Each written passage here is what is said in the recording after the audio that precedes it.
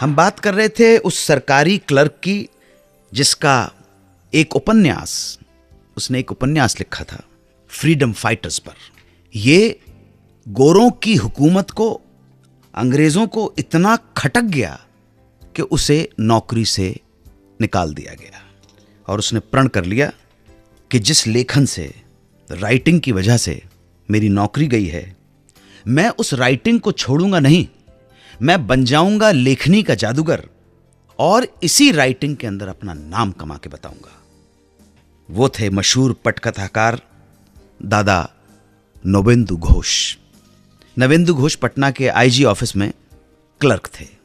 लिखने का शौक था और भारत की आज़ादी की जंग में जो लोग लड़ रहे थे उन लोगों के प्रति थी अगाध श्रद्धा।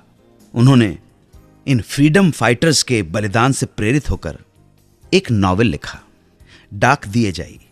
ये नॉवेल पब्लिश हुआ, मार्केट में आया और हाथों हाथ बिक गया, बहुत पॉपुलर हो गया, बहुत चर्चा में आ गया ये नॉवेल।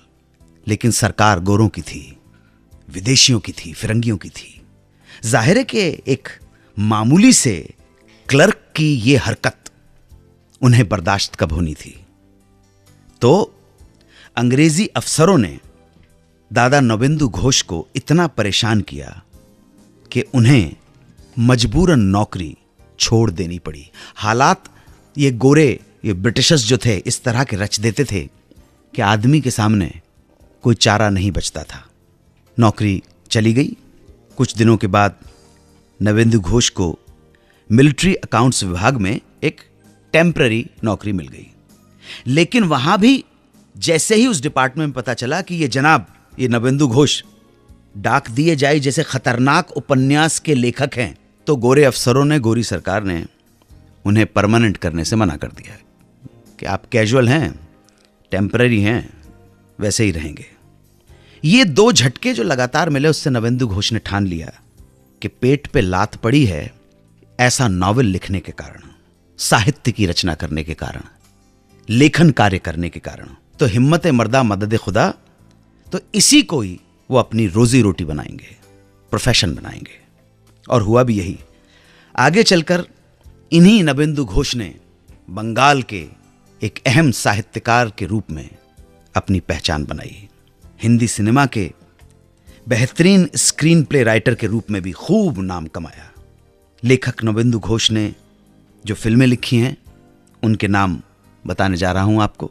दादा बिमल रॉय की माँ, बिराज बहू, याद कीजिए दिलीप कुमार की यहूदी, दिलीप कुमार की देवदास, सुजाता, बंदरी, और इसके अलावा आर पार, मंजली दीदी, इंसान जाग उठा, तीसरी कसम, लोफर, प्रतिज्ञा, गंगा की सौगंध, अभिमान और न जाने कितनी, झील के उस पार।